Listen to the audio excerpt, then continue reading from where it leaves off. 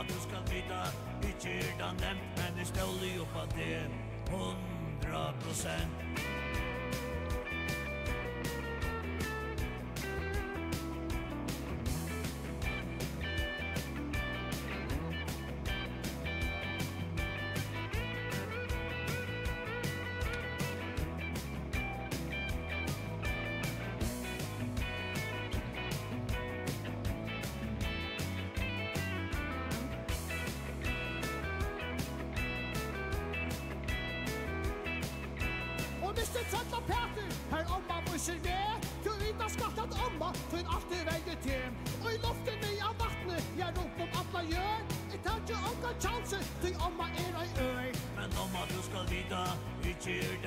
Men det ställer ju på det 100%.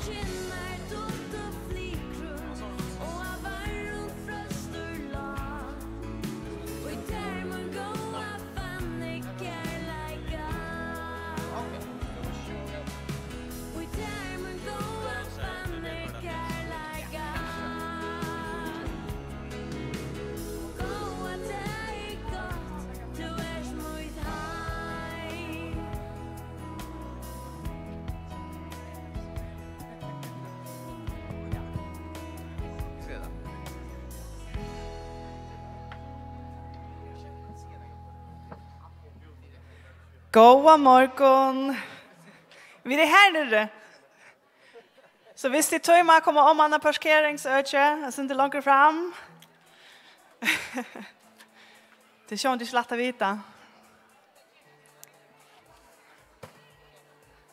Så kom långt fram och tack äntligen en sunkisidikon.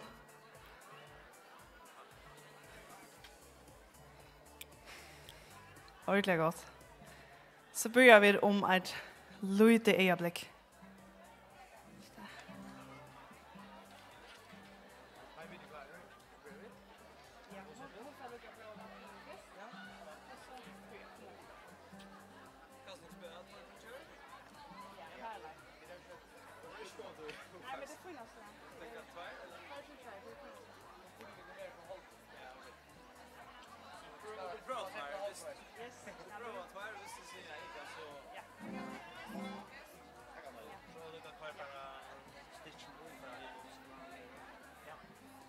Ordentligt at deilig, det så ikke jeg.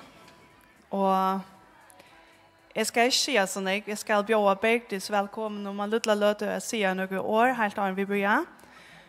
Så vill jag gärna säga att det är välkomna till att ta till konsumkist till ödbötene. Vi har finns det stolar, så det är äntligen bara att få det kon. Och så vill jag säga sån här mer än att det är så sett några praktiskt ting. Det är så att det heter vid corona och så där. Här visst det dröjna hålla frost över och allt det här. Du måste gärna komma och tatta på scenen. Men äntligen kom tattare på så ödbötene är sina suttja och kunna höra. Och det är så välkommen till att ta skilt vid det kon här just en ordentligt flott skilt som ständer här nere. Det är välkommen till att få att det kon akt att ta vi. Det är allt som är mer festligt.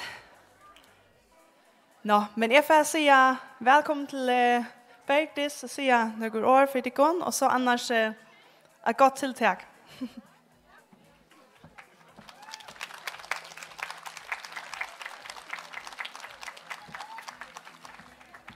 Hallo, hej.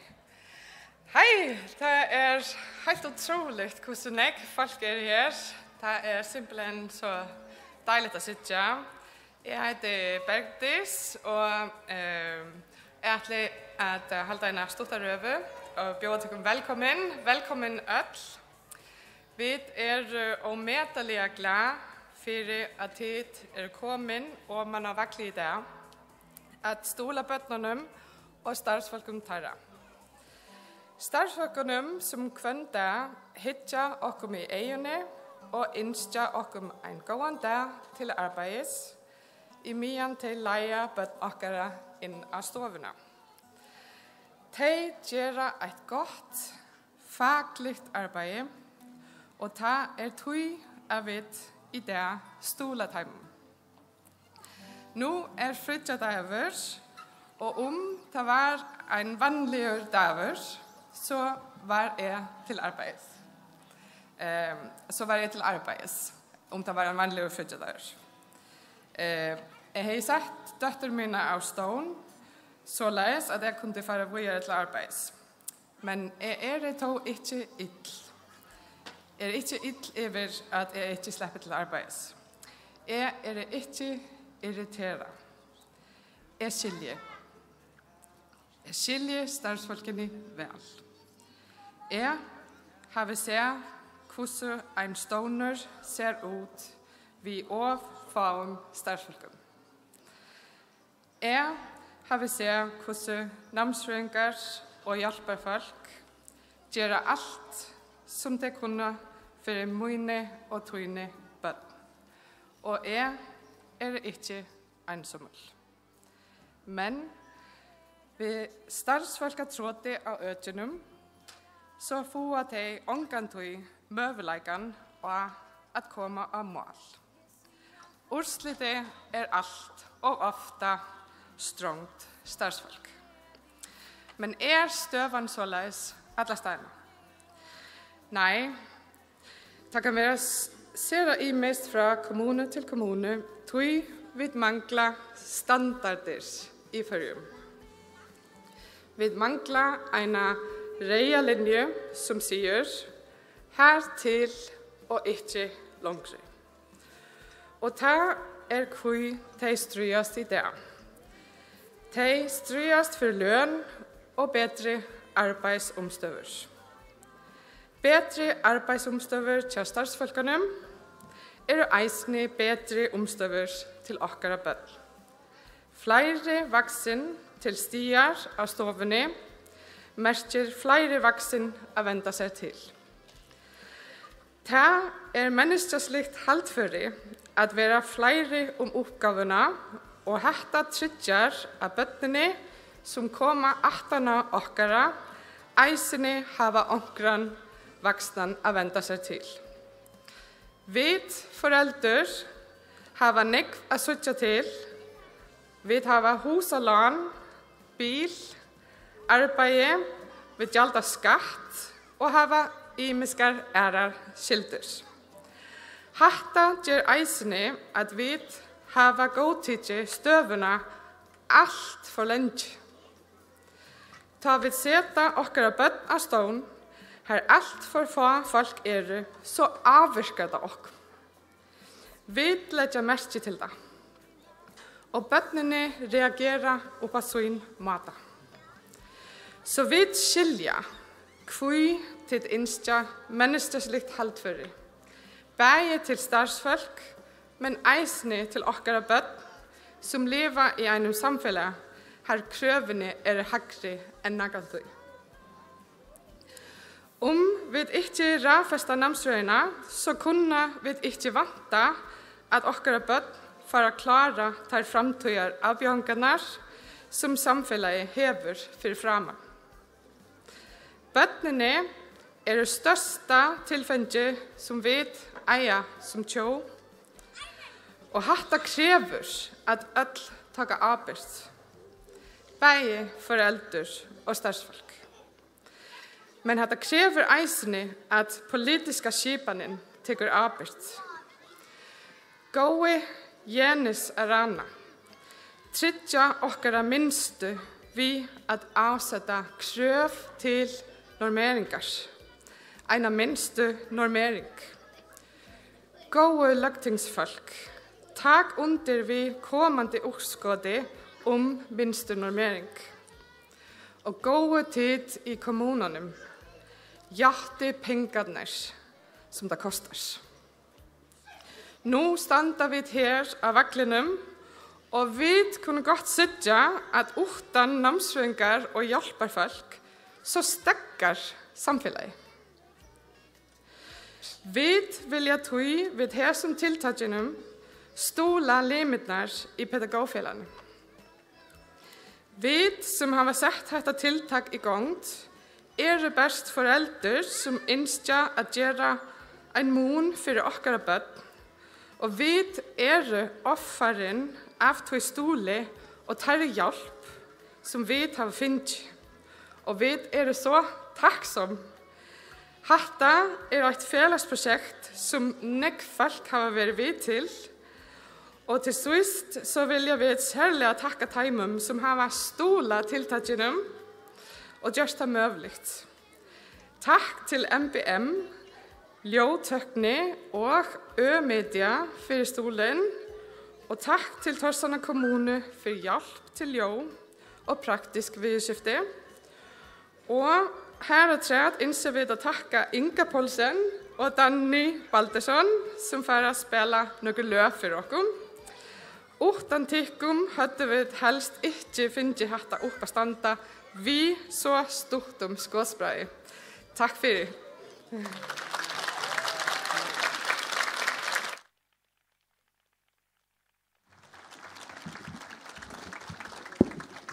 Hej. Det Danny och det Ja, jag heter Inge. Hej det går. Hej. Det är så just några folk här. Fantastiskt vi är. Och för att synja, tar sant för det går.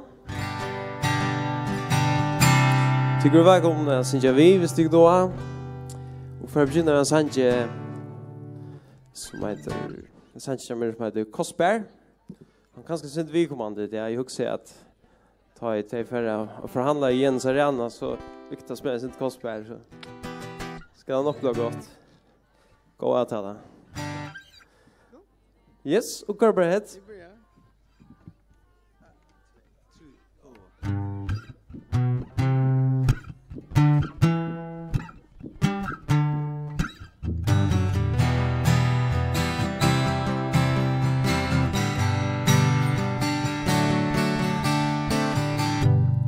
Du spiller kostbär Som om att du är bättre än jag Och här vill lyset till allt Och få mig och där var du bara här mer än att utan att känna än att annat ge så ger det bort som är det var inte nej det och frågar det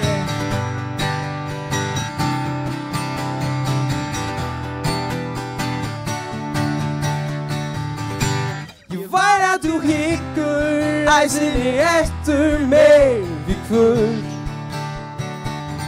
Medan jag kanske är som att dö Spekulerar om du överhöver tumör Och hur du ofta rymmer där och ger det nekvärdigt där som sker För jag du så ser kan stunden säga mig För jag Du vill bara hava mer än att utan att känna mer än att annat ge så ger det bort som ger det var inte nej det och klagar över det da ba da ba ba ba da da ba da ba ba da ba ba da ba da ba da da ba ba ba da ba ba da ba ba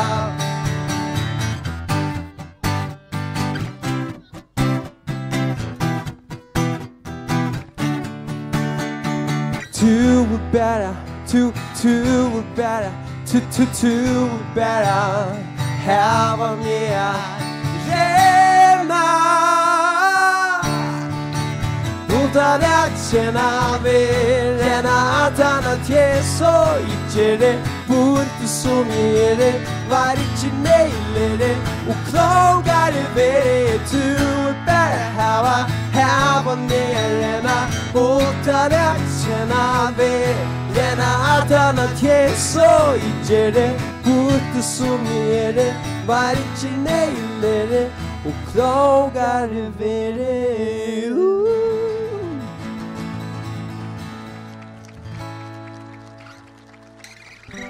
Tusen tack. Och så tackar en sång att rätt. En sång som heter All Right. All right. Whoa oh oh oh oh oh oh. Whoa oh oh oh oh oh oh. Whoa oh oh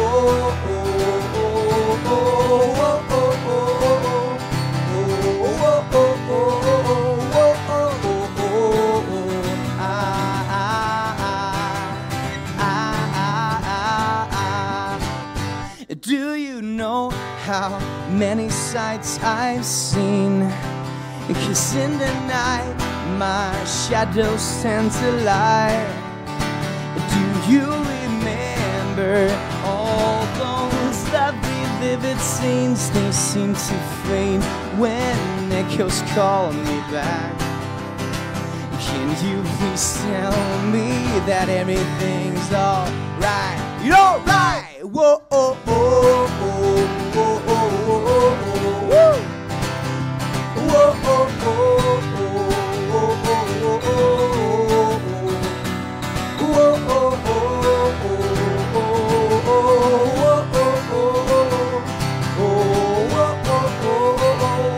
oh, oh.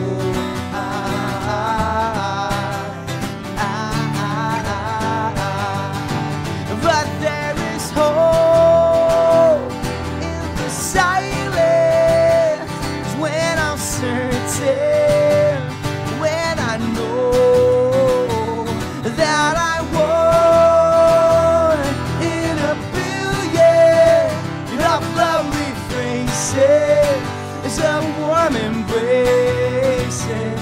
There is hope in the silence when I'm certain, when I know that I won in a billion of lovely faces, of warm embraces.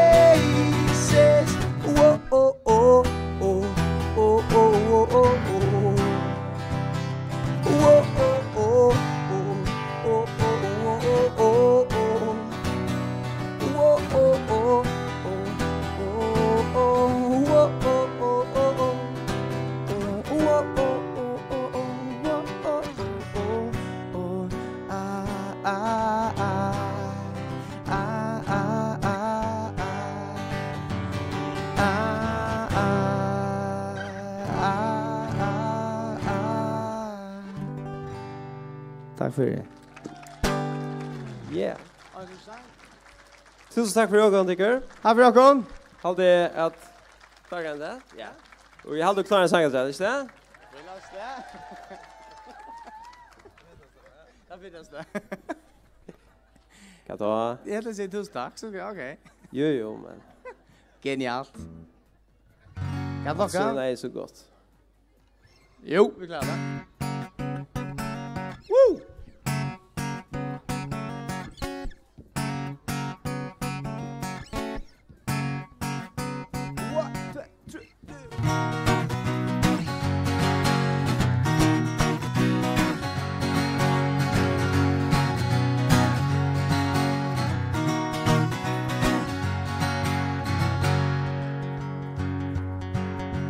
Väl full you for into the dance. Men why run a litcha from you skaffa chans. Du hangi ett så trön så tär inte lätt. Du rör inte anna ger en egen till dig. Yeah, fan det fittaste. Yeah, fan det fittaste. Yeah, fan det fittaste. Yeah, fan det fittaste. Ba-da-ba-ba-ba-ba-da-ba. Ba-da-ba-ba-ba-ba-da-ba. You får att dansa gulv, ju god och skuld att säga. En åner efter du vill pröva ta. Jag tvistar och tjejar det hilde till det till. Det blir vi alltid pustar du ju värld som är musik. Rabba-ram-bam, ba-ram-bam-bam-ba-da-ba-da. Lion checks behind, det är väldigt kin. Jag inte vägen upp, du gäntar bort till jönse till. I'm very scripturing, I have a sound. Jet on over fit, alla viktigaste town. Oh yeah, fan det fittaste. Yeah, fan det fittaste. Yeah, fan det fittaste. Yeah, fan det fittaste. Fittaste gentan, det dansar nog mer. Vad som inte är att komma. Här är behind me. Låt höra på sig drink. Let's agree. Yeah. Woo! Hey, hey.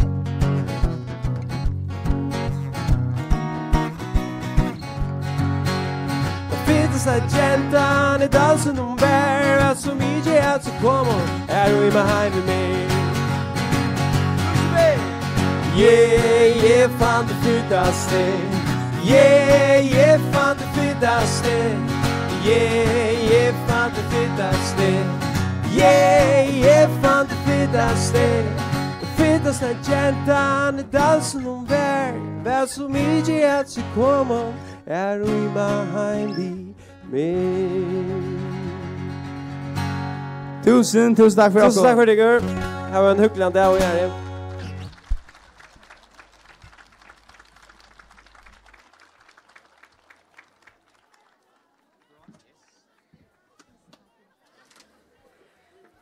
Det här var absolut fantastiskt och helt fantastiskt att jag hörde Hodla komma här och spela för åkon i dag och stola till det. Så må det här vara goda live vi är mot Archer. Yes. Den nästa som jag skrånne är Heavy Lutzen som för att bära fram en röve om en dävra gulvnon. Och ja, Johan är hjärtligt välkommen.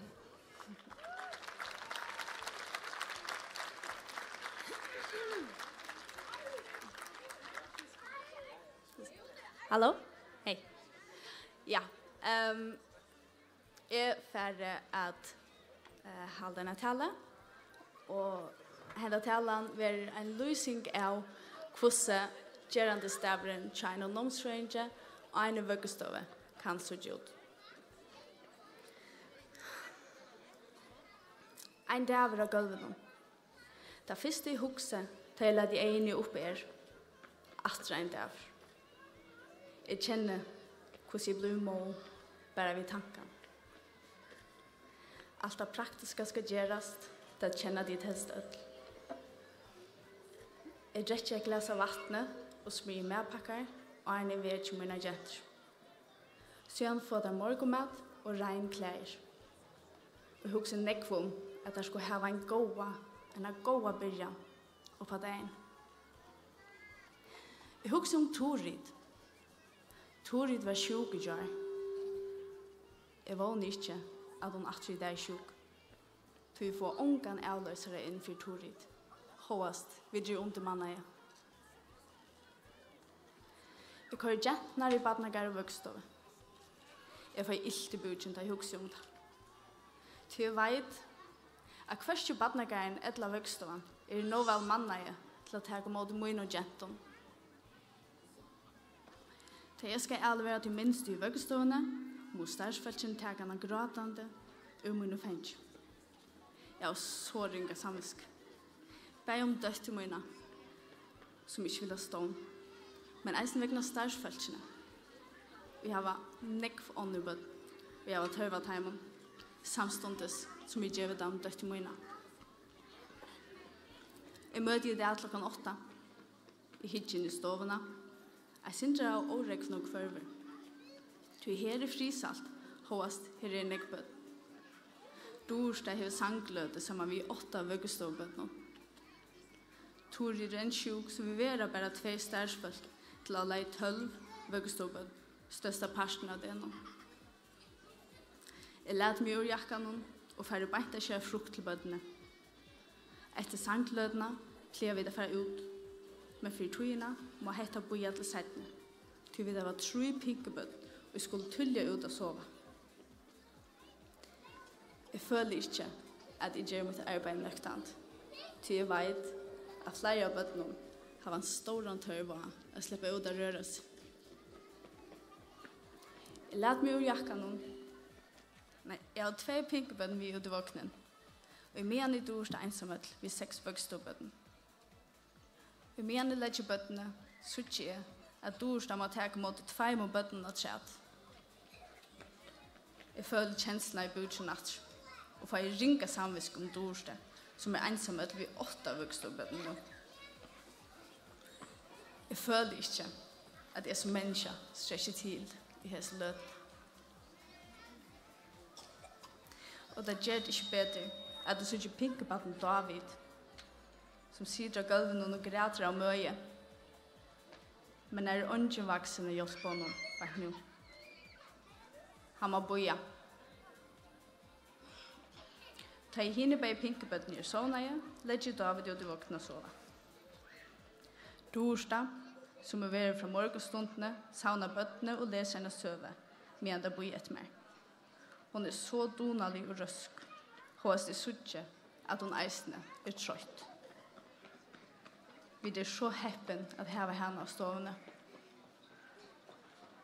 Av veien natter møtte jeg 2 år gamle Paulo og mammen i gongene. Jeg røyner gjør meg gode stunder at jeg går morgen vidt der. Håst jeg vet at henne bor etter meg.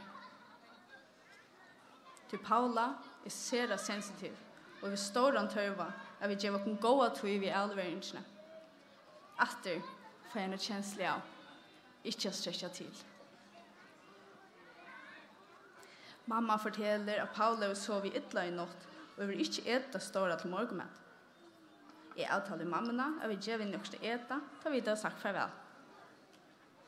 Nå narskas klokkan 12:30, så vi skund okkne ut i gongene ved 90 vøkståbødene. Ød skulle hjelpes til å lade i trøtjer, regnklær og hikvo. Hette at ikke syna tog, helst har jeg eisen i innskje av stola til å kjølbjerge. 3 de eldste bøttene i kjøtt og i laden og renna ut, men vi sier det vi kvørsen og luttla bøttene i fengsjonen. Gæren er store, og jeg kjenner en 8-4, hva jeg kan hente vi tar med bøttene som langt er ferdig ut, men jeg videre inne og lade hine bøttene i. Dorsta skunda seg å lade bøttene i, og lede seg selv i eisen, så hine bøttene ikke var vekk, i store gæren. Jeg hjelper dem søste bøttene under klærne og løyver dem ut. Da jeg er kommet ut, kommer det søste bøttene ved pappasønnen. Jeg sier god morgen, og at vi ødler ute og spiller. Pappen sier at han skal lade ui, og så kommer de ut til oss. Hettar er en latte, til så kan jeg få ut og hjelpe Dorsto, som er ensamhet ute med 90 bøttene. Ta Marsta kommer klokkan 1:15 för vi in i det medpakka.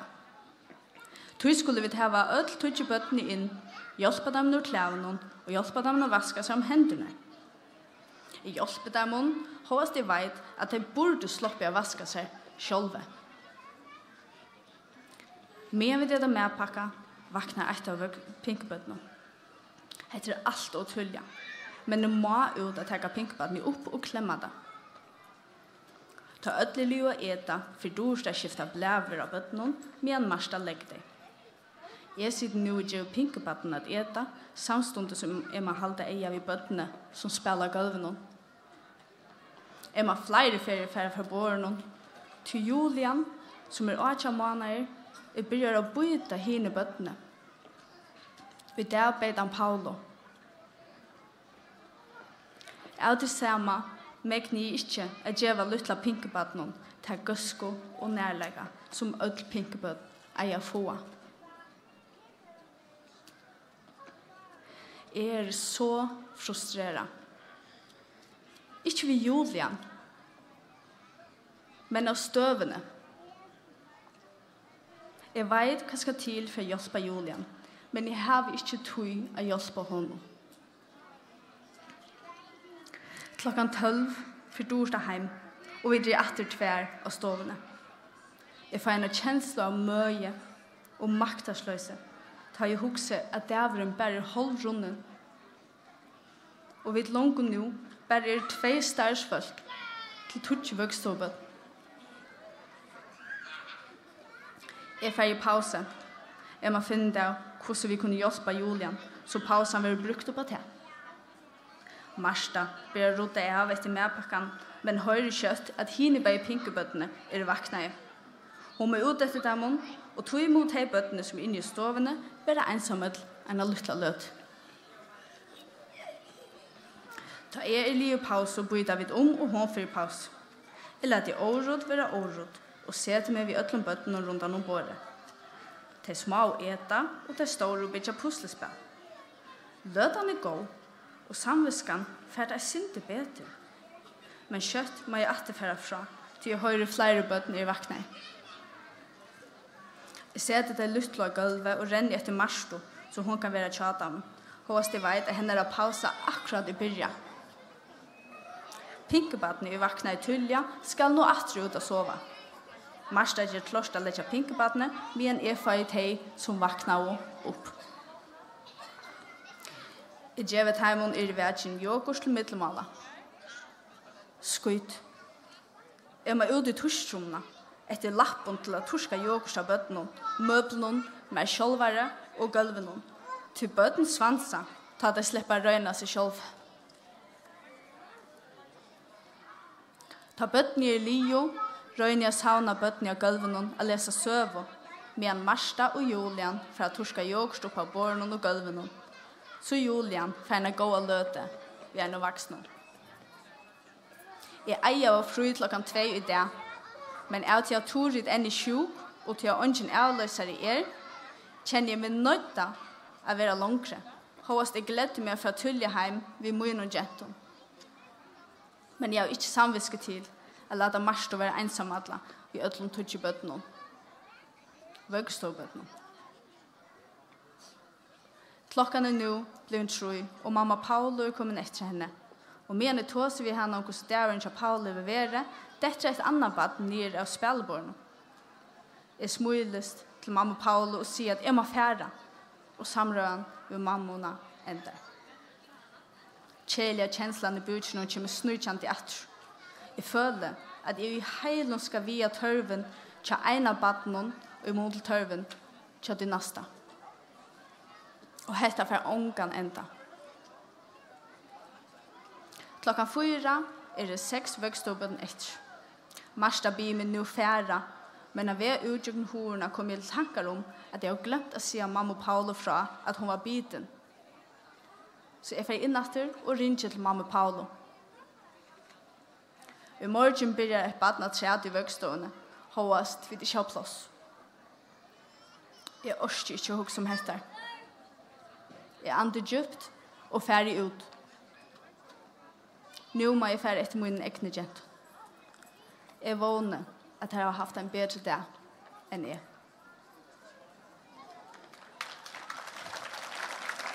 Takk for det.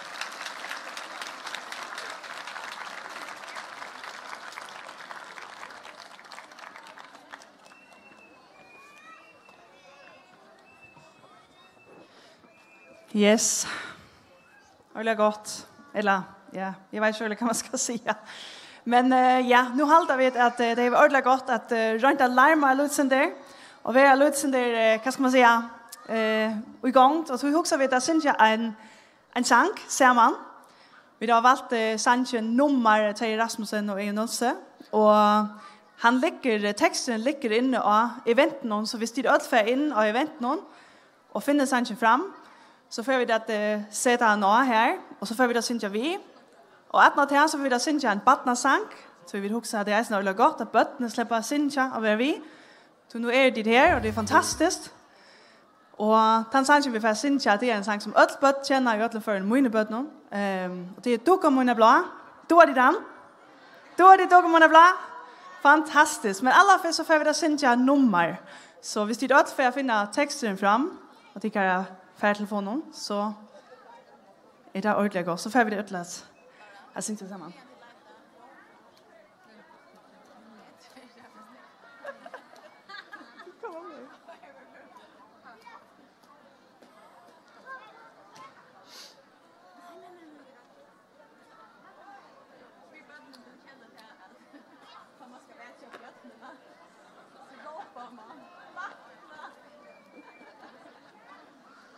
Okej, man kan ganska ända vid att stanna som du ser här bara. Du är också jag får bötten att vara som det vi och jag vill be sin fan. Alltså när man är vuxna så är det man överslig. Sanker. Känner du hade här vi att man ska få bjötten vakna om morgonen. Han vill inte bli vakna. Hon vill bara här. Sväver. Kan det man ser vid bjötten ska vakna? Minnas det? Man säger vakna.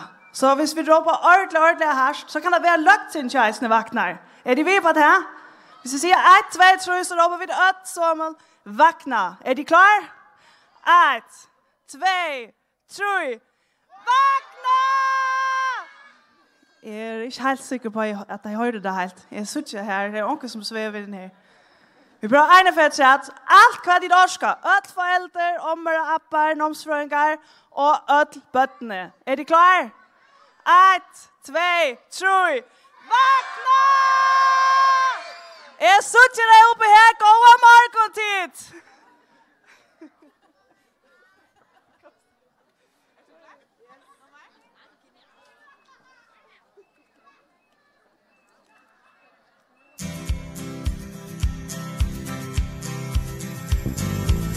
Et nummer, det er et nummer, lummer det nummer, men ikke er det nummer.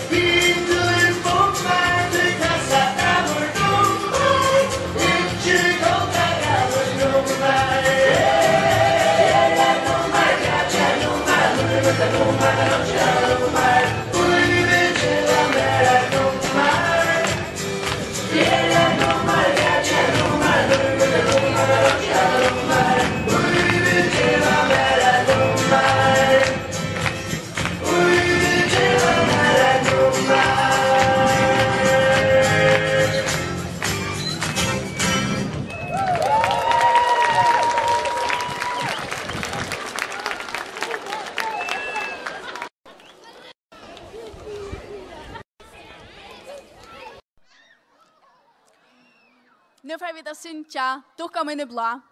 Jeg klar? Yeah, jeg hører det kom. Vi må synja herst. Klar? Yes. 1, 2, 3. Dukka mine blå. Esker mine svarstor. Kjefta mine grå. Mane mine bjørn. Gitte førja av. Og en sommerdag. Der vi da feras. Lenga leia sted. Og skal dukka feras. Og en syster glad.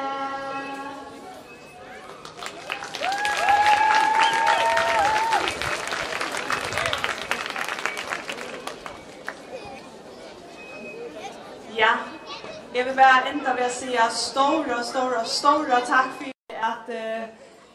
at de der kommer her i dag, at Sola, og ikke mindst at de pædagoger og hjælperfolk halter fast.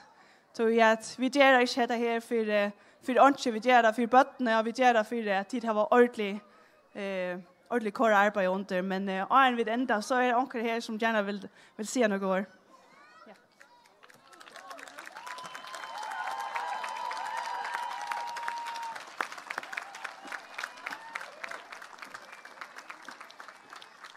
Ja, vi hadde jo yngst at vi ikke var uerbeidt. Vi hadde jo yngst at alltid kunne haft vært i badnager, alltid bad. Vi hadde yngst at alle stærfolkene kunne være til arbeids.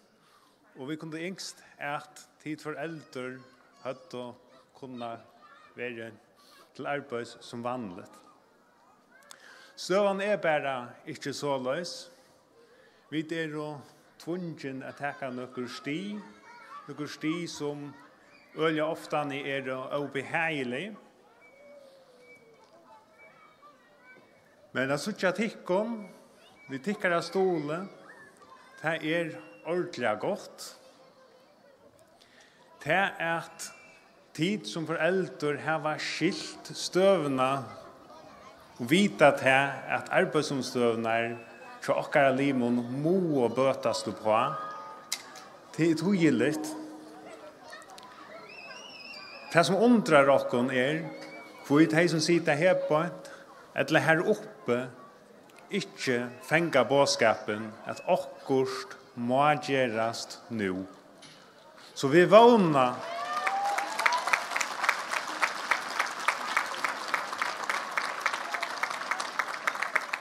Så vi vågna at onkel for å vakna. Jeg får si tusen takk til her, sier fantastiske folkene og fantastiske foreldrene som har kjipet for dette tiltaket. Det er helt fløvende for dere. Tusen takk for det.